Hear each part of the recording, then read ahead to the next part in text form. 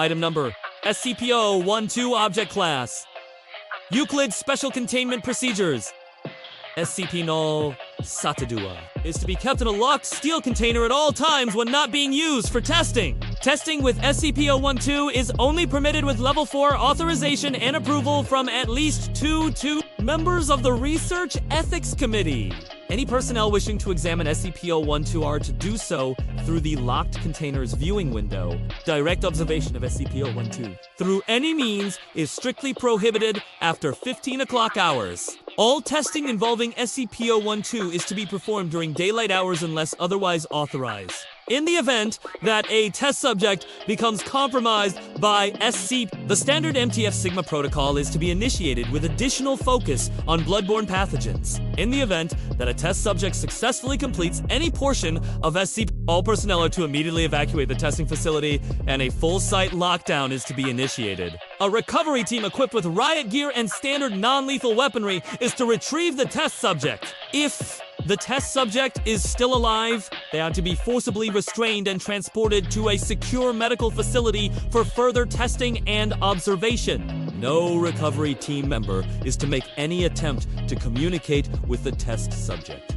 Under no circumstances is a recovered test subject to be returned to the original testing facility. Description: SCP-012 is a piece of incomplete handwritten musical score. It is extremely old and brittle, being almost entirely decayed and crumbling. Despite this, the composition is entitled A Bad Composition, and the top left-hand corner bears the date July 1898 and the signature of an unknown composer. The majority of the piece is missing, including the first page and the last 3/4 of the visible page. The surviving portion consists of a single system on a yellowed, slightly transparent sheet of paper measuring approximately 22 by 31 centimeters. The composition is written in red and black ink, which at first was thought to be some form of berry or natural dye. However, spectroscopic analysis revealed the true nature of the pigment.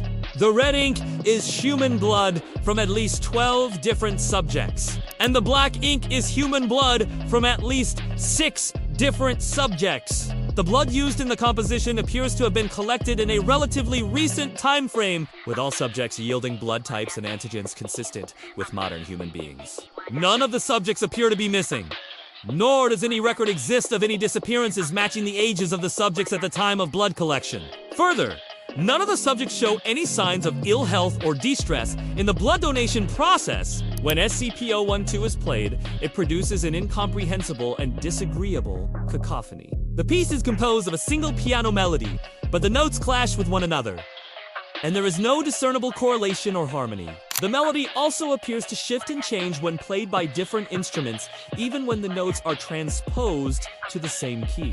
These qualities do not change regardless of the skill of the performer. In every case where a human has been exposed to SCP-012, they have walked towards it and mutilated themselves in order to use their own blood to finish the composition. This compulsion has resulted in the following: exposure to the missing portions of the piece and subsequent symptoms of psychosis and insanity, blood loss, and massive internal trauma.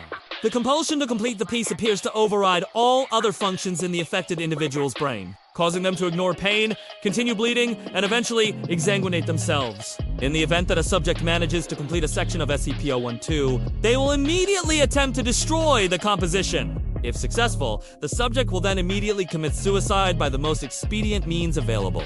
Subjects who have attempted to complete SCP-012 and survived the composition, S-Influence have reported the piece to be impossible to complete, citing a supernatural force preventing them from finishing the work.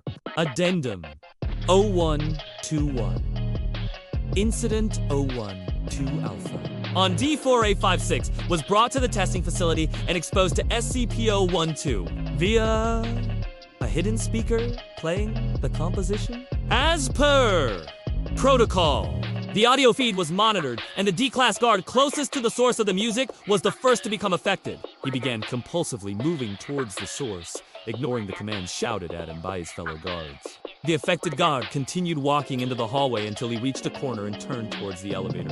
Proceeding to walk backwards towards the testing facility, he continued in this manner until he reached the locked steel container holding SCP-012 and began banging against it, screaming for the door to be opened! After approximately 45 minutes, the guard collapsed in front of the container, having exsanguinated from multiple large gashes in his legs. SCP-012 was secured and the incident was stabilized. The remaining guards were quarantined and the incident was concealed from the rest of the site personnel. Addendum 0122.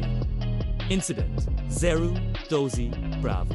Following the events of Incident 01-2 Alpha, additional safeguards were put into place. During routine maintenance of the locked steel container, a small amount of SCP-012 was dislodged and fell into the container's viewing window, where it was discovered by a Level 2 technician.